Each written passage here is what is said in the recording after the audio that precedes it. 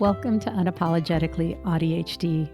I'm Patricia Young, MSW, and I'm an AuDHD former therapist and current coach. I'm Alex McLaughlin, MSW and LICSW, and I'm an AuDHD therapist. This is a podcast with two friends processing what it's like to live in body minds that diverge from neuronormative standards and everything that comes with it, the good, the bad, and the beautifully messy. We aim to release 2 or more episodes per month. This podcast is not meant to be a substitute for help from a licensed mental health practitioner.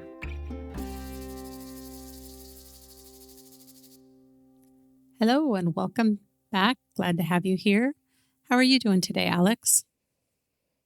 I'm doing pretty good, a little tired, but yeah, otherwise doing okay. How about you? I think I'm doing okay. I've been kind of in a nice spot for a little bit. I'm enjoying it. I'm going to enjoy it until it's not here anymore. We love that. Yeah. Got to take advantage. Absolutely. Today, we're going to be talking about how to take care of yourself during these trying times, during collective trauma, activism. And I think we often feel like in order to be supporting what's going on, it has to look a certain way. And so we're going to be talking about ways that may be more neurodivergent-friendly if you have chronic illness, ways that you can participate that may look a little different, but are certainly as valid and helpful and useful as what we think of. I feel like I'm already stumbling over my words, Alex. I think I'm going to turn it over to you. And we have a little disclaimer about sound also before we totally get underway. Yeah, for what it's worth, I didn't perceive it as stumbling over your words. But I understand it might have felt that way to you. Thanks. Yeah, so I am laying down on a moon pod, which is like a beanbag chair type thing. And unfortunately, in my office, this is the only way I can lay down. And I have to lay down for my health.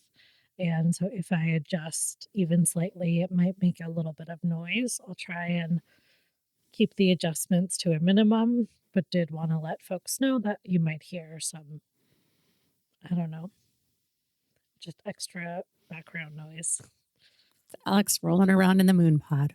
Yep. Yeah, so I think first things first, right? I think it's important to recognize the kind of moment that we're under in the United States or on Turtle Island. In at least, so I'm on Wapakoti land, which is colonized as Minnesota. And so there's a lot of ice activity here, as folks probably are aware, because I feel like it's all over my news feed and like my social media feeds. Probably other people are aware what's happening here. But obviously, like ICE's occupation is in other parts of the country as well. So we just thought it would be helpful today to talk about how to take care of yourself during times of collective trauma. Yeah, anything else you want to say, Patricia, to kind of intro as far as further intro? I think that my intention, and I need to check with you, Alex, is that our intention is not to traumatize anybody. And I don't think we're going to be talking about any specifics of the unthinkable things that are happening right now.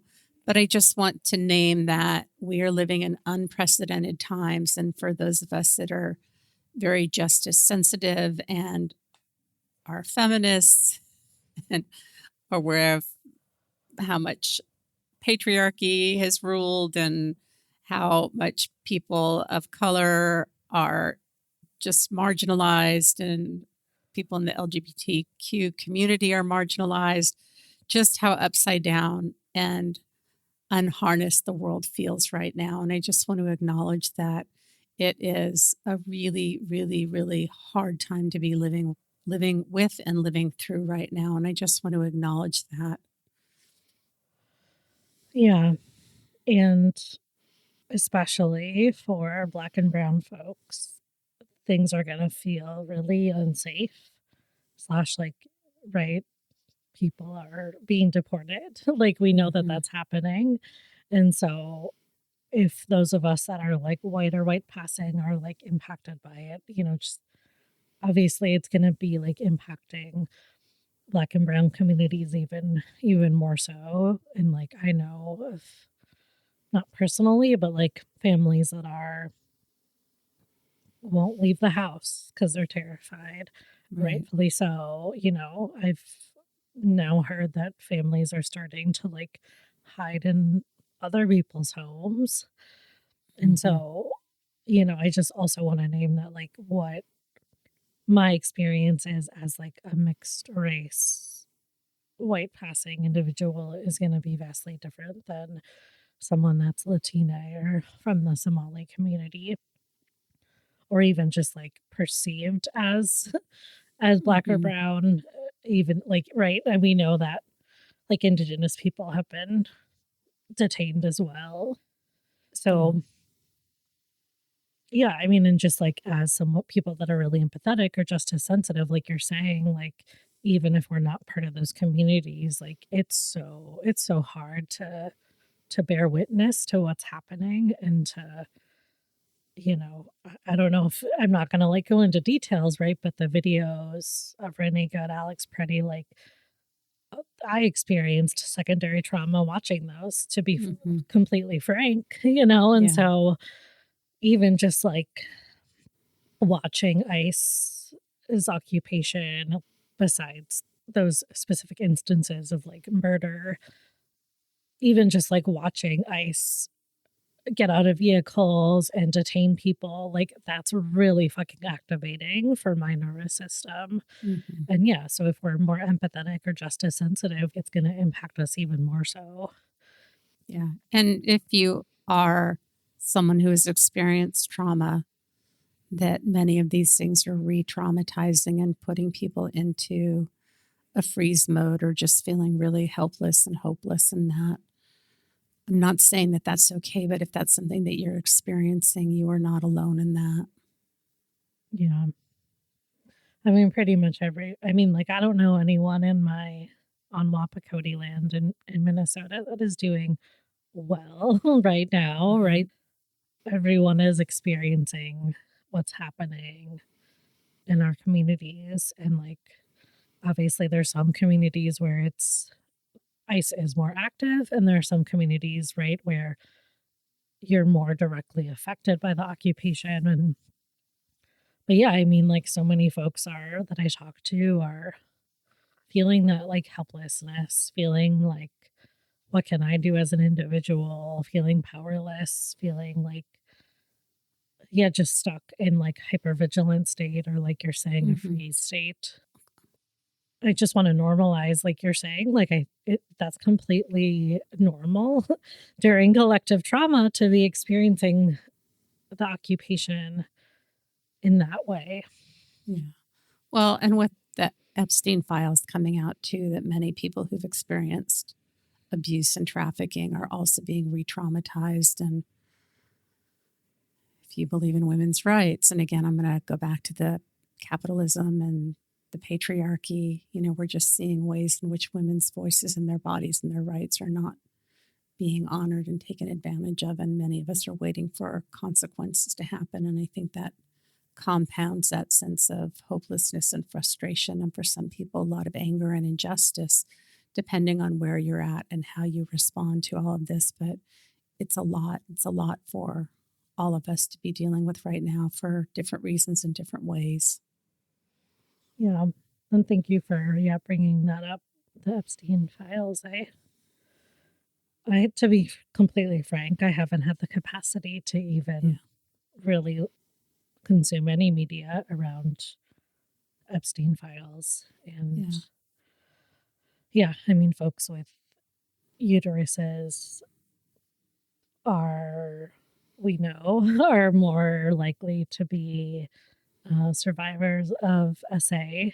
And yeah, so yeah, that's a great point about But if you're someone that's experienced SA or child sexual abuse or, have been trafficked, Yeah. I'm just going to add on to that trauma you already have.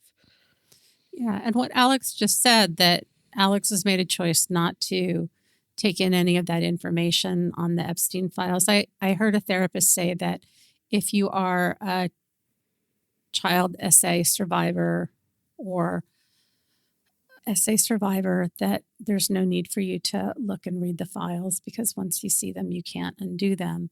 You can't undo what you've seen, and it's okay to not look at that. And part of self-care is deciding what you can and can't see. Like, I'm aware of what happened to Renee Good and Alex Preddy. I haven't watched the specific videos because that ends up being really traumatizing to me. I can tell you what's going on, the overview of what's going on with the Epstein files, but I can't get into the specifics. So everybody has a different way of managing what they need to do to take care of themselves. And I think often as neurodivergent autistic folks, we want to have information, and we also need to be really mindful about our capacity and what is going to end up being traumatizing and not helpful for us. Yeah, that's a really great point. Yeah. And that is a way to take care of ourselves, is to be mindful about our consumption. Yeah, I was talking to someone, and this was maybe like, I think after Trump was elected, or no, after he was inaugurated. Like, I was consuming V Specter, I think is her last name, under the desk news. Even just watching their one video a day that was like the recap of the day was putting me into a state where I was engaging in so much escapism. And to me, I had to then kind of assess, like, okay, that's too much for my system. Like, that, even that 5-minute video was too much for my system.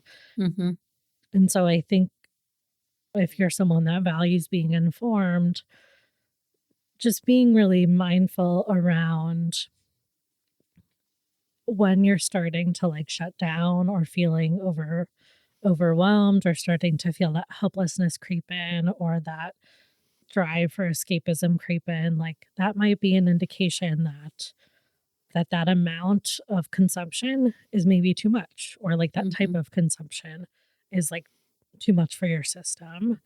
Not to say that you're not going to have some of that, but if it's to the point where it's like disrupting your life, and like, I don't know, I guess I'm like saying all this, like it's going to disrupt our lives. So like for me, the escapism was like watching too much TV and like staying up late, and then it was impacting me the several days later. That's a big impact.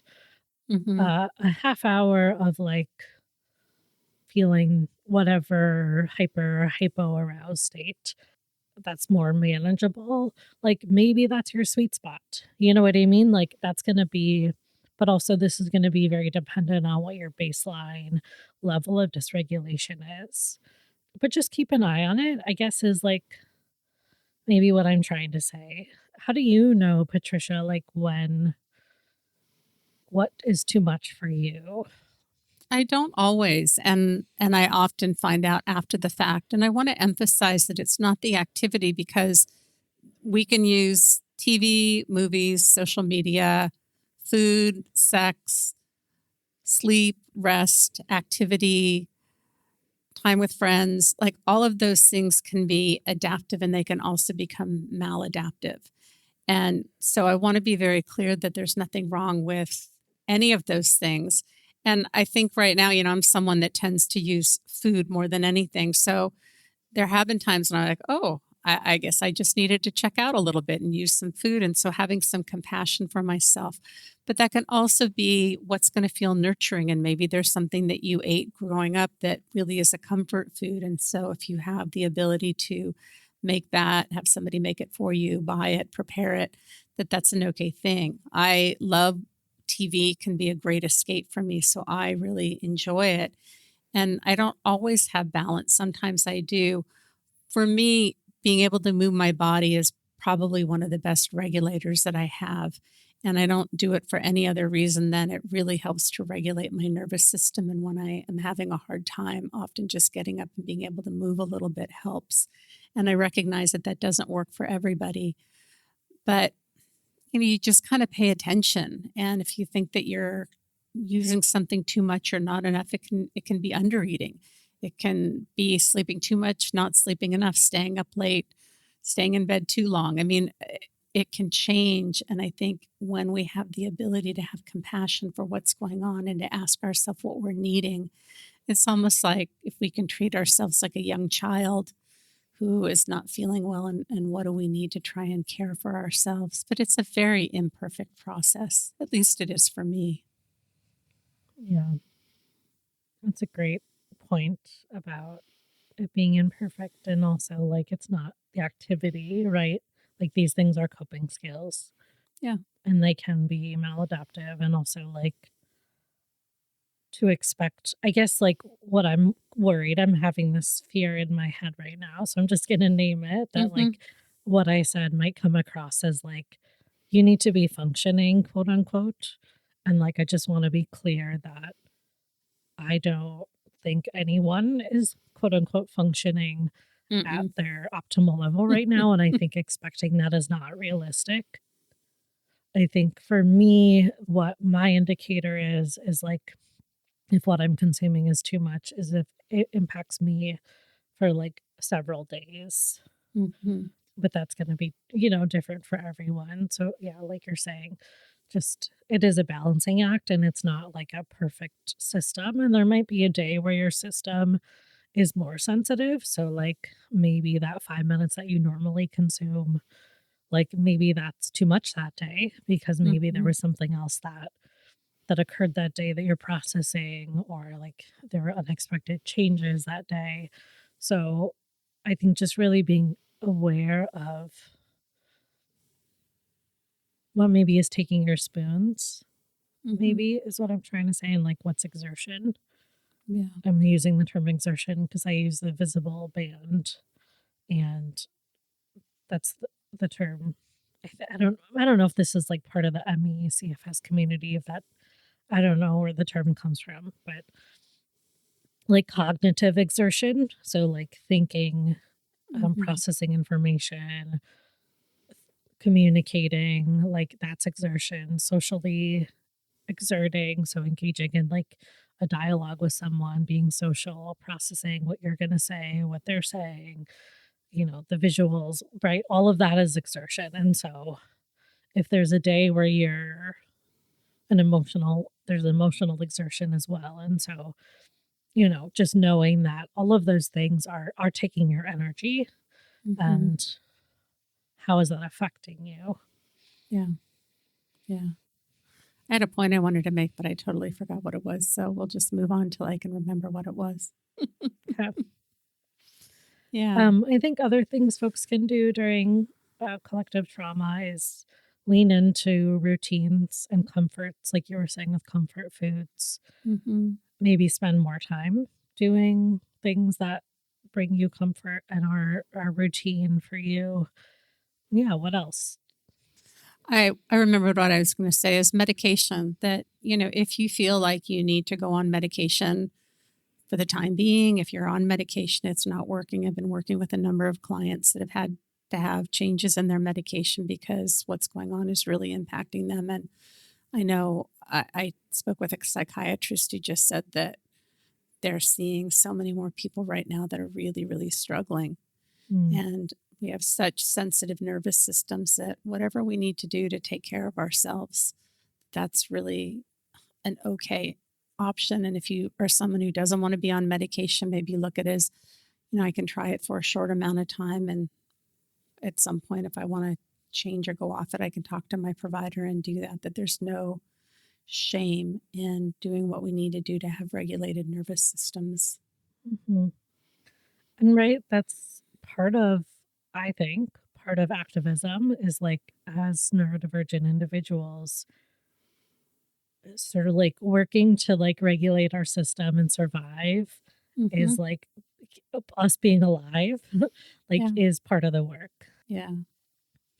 and like you were saying, if medication's not your thing, I was working with an internal medicine doctor and we talk a lot about supplements. I mean, he did put me on like a couple medications for some of my chronic illness stuff, but right, supplements or like even herbs, like Mhm. Chinese herbs can be alternatives to Western medication. Yep. I love supplements.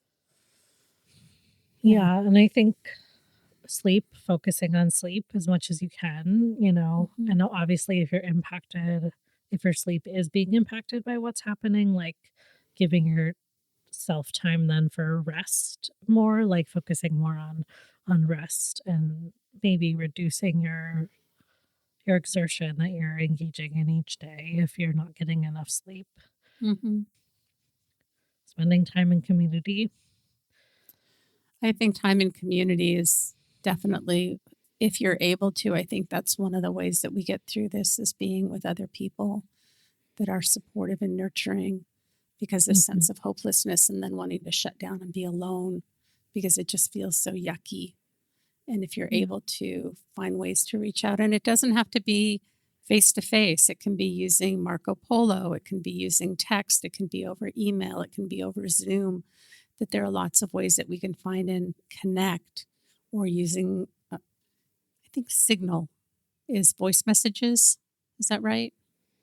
Signal is an encrypted Yeah. chat I'm on Signal. I should have service. known that. There's another app where you can leave voice messages back and forth. So there are lots of ways that if you're someone who doesn't want to talk on the phone, or being face to face with people is just too hard, or your people aren't local, if there are ways that you can stay connected, I think that's a really important one. And if you can't, that's okay. Like, this is not fuel to beat yourself up with. Yeah. And I think also like parallel play or like body doubling can be helpful Hmm. here if like you maybe don't have the social battery to engage in like a social interaction in the traditional sense, like even just hopping on a video call and like both doing your own hobby Hmm. can be nice. Yeah. Yeah. What else? What are some other ways to I think if you manage? enjoy reading or any type of hobby or craft, spending time with animals, depending on where you live, being outdoor in nature, being barefoot, provided it's not snowing and icy where you're at, having your hands in the dirt can be really helpful. Cooking, gardening, if those are things that you enjoy. And there were months when I couldn't read, I couldn't. And there are times when I get so overstimulated. It's interesting. We went away this last weekend. I had a great time, but I probably had 3 or 4 days that had more one-on-one time with people, and it was all lovely. There was no dysregulation, there was no stress. But it's interesting, when we came back, I wasn't able to watch TV for a few days because it just felt like that was too much work. And Mm. my go-to is social media. And so I spent a couple nights, instead of watching TV with my husband, I just was on social media because I, I'm able to curate things that are calming and soothing for me. So it's just those little adjustments of what you need to do. Finding a favorite show that you've watched a number of times that helps your brain relax. It is predictable, so your brain doesn't have to work, which is why we often like to watch things on repeat, because it gives our brain a chance to be engaged but relax. And it gives our nervous system that predictability, which is Yeah, we need more of that right now. right. Even neurotypical people. Hmm. Yeah, when you were talking about gardening, crocheting, like reading, doing a hobby, like what I hear, and I don't know if this is what you're saying, but for me, I think it's important we spend time not thinking about Hmm. like what's happening in the world. I do think some escapism is actually needed because if we're thinking about what's happening all the time, that's not going to be great for us. Hmm. I do not recommend that to anyone. Well, even the name escapism, like, that's capitalistic in itself. Yeah. Mm. Yeah, I guess it is. Yeah. And like Yeah. for me, it's just not thinking about what's happening in the world. I do think we need that. Yeah. We need time to do that. Yeah. if you're in a place to be of service to others, I think that that's always helpful when we get out of ourselves. But that may not be something that's feasible right now, but it could be as simple as walking a neighbor's dog, or if you bake something or cook something, bringing something to a neighbor.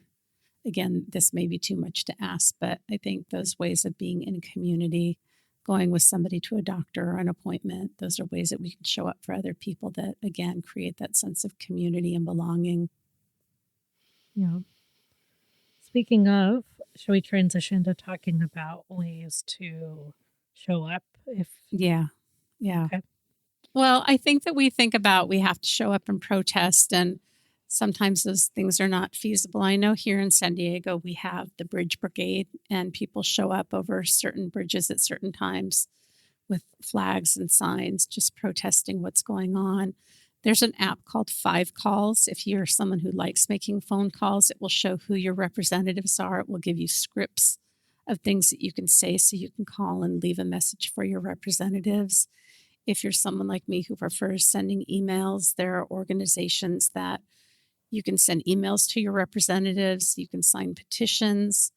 There are lots of ways that you can write postcards to people to encourage them to vote. There are lots of ways that we can participate without physically having to get up and protest, because for a lot of people, that's just not safe. That's just not a safe thing to be doing right now. Yeah, and I think also, like, it's not part of me is like, it's not safe, and being Black and brown is not safe. Yeah. You know what I Yeah. mean? So, like, Yeah. I think there is an element of discomfort that, like, white passing folks need to experience for it, like, in activism, and, like, I'm not saying, like, go, do something that's illegal, like, actually illegal, and, like and, right, I think if, like, the sensory environment I guess for me, I think about protests being, like, so overstimulating, and while I love them, and I wish I could do them right now, because I think they can be so healing to be in such a large group of individuals, like, physically showing up, that if that's gonna put you back for several, like, days or weeks, like, Mhm. you know what I mean? Like, maybe that's not your thing, like you're Yeah. saying. Yeah, I also was gonna say with the 5 Calls app, I don't like making phone calls. What is nice is that I know that the representative is never gonna answer, so it always goes to voicemail. I've never had someone actually pick up. So if that helps, ease your mind, and they give you a script. I don't remember if you said that, but they give you a script of what to say.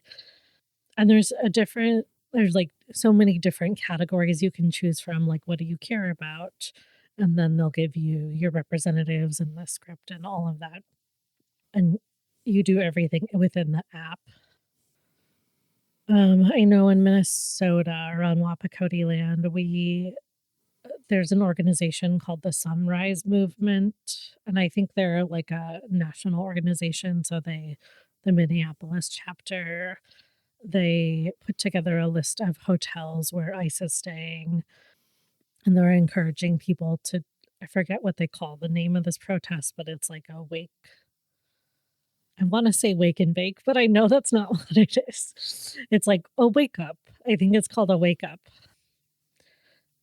where they're going outside of the hotel, making a ton of noise, like, essentially putting pressure on the hotels to not house ICE agents. And you can also book a hotel room for, like, a not a refundable hotel room where you can cancel within a certain amount of time to make it harder for ICE agents to book hotels. We're not recommending that you do that. We're just mentioning things that people are doing. And so I will say some of the things are actually working, like, some of the hotels, like, closed down in Minneapolis. Some of the hotels actually closed because, ICE agents because of, like, all of these things, and so I will also say, coming back to what we were talking about at the beginning, engaging in news where there are messages of hope, where like you're seeing positive outcomes is also important. Mm-hmm. What else? I think I'm out of things that I can think of at the moment. Sharing resources. So, like mutual aid websites, resources related to how to stay safe. If you want to get, become a legal observer, which is essentially like learning how to legally observe detainment in progress. I know folks are on Signal chats for their communities, and when I know that there's multiple things that people can do. Like, for example, some folks are running license plate numbers to see, like, is this an ICE vehicle? Some folks are following those vehicles. Some folks just might go outside and observe and like record what's happening. I think talking to like folks about what's going on and informing them if they're not informed. Potentially like having conversations with folks who are maybe pro ICE, if you have the spoons for that. Mm-hmm. Just opening the dialogue, right? Like approaching it from a place of curiosity can be more effective than like trying to change their mind, right? Those are ways to show up as well. Yeah. Donating. People are delivering meals, people are helping volunteer at like food banks and stuff like that. Mm-hmm. There's so many things you can do. Yeah. I heard there's a Minnesota tow truck driver who's returning people's cars to their homes if they've been detained and taken away at no charge. Yeah. Yeah. I think that's all I have. Do you have any more, Alex? Not off the top of my head. I'm sure there's many more ideas Yeah. or like ways people can show up, but those are the things that I've heard about people doing. Yeah. Yeah. Well, thanks for the conversation, and yeah, I hope everyone is doing what they can to take care of themselves and their communities and survive. Yeah. Hang in there, everybody. Yeah. This is a tough time that we're going through, and we will get through it, and it's tough. Mm-hmm. Yeah. Alex, where can people find you if they want to work with you? So I have a therapy and assessment practice called the Divergent Grove Therapy, and it's www.thedivergentgrovetherapy.com. I specialize in working with autistic ADHDers, folks with OCD, and provide autism and ADHD assessments. I have a coaching and training practice. To be honest, I don't have the capacity to do anything with it right now, but it is there. I'll put that info in the show notes, and as well as the website for my therapy and assessment practice. How about you? You can find me at unapologeticallysensitive.com. I work with neurodivergent folks, a lot of late diagnosed, late realized folks. Things that I am particularly fond of is parenting, boundaries, communication, adjusting to a diagnosis. There's more, but I can't think of what it is. I'm also PDA and have OCD, so those are things that I can also help you with. If you want to reach out to either Alex or me, you can reach us at unapologetically AuDHD, AuDHD at gmail.com. Thank you so much for being here with us today. I know that there's been a delay in our recording. We do the best that we can. We will show up when we can, and we hope that it models compassion and knowing that it's okay for you to take care of yourself and show up when you can. I think that's it. Anything else, Alex? Thanks, everyone. Yeah, thank you. Have a great day. Bye. Thanks for spending time with us in this space where your too muchness is never too much. Remember, you're not broken and you're definitely not alone. We're here to honor the complexity, celebrate the nuance, and walk this neurodivergent path together. You might consider giving us a rating and a review on the platform you listen to podcasts.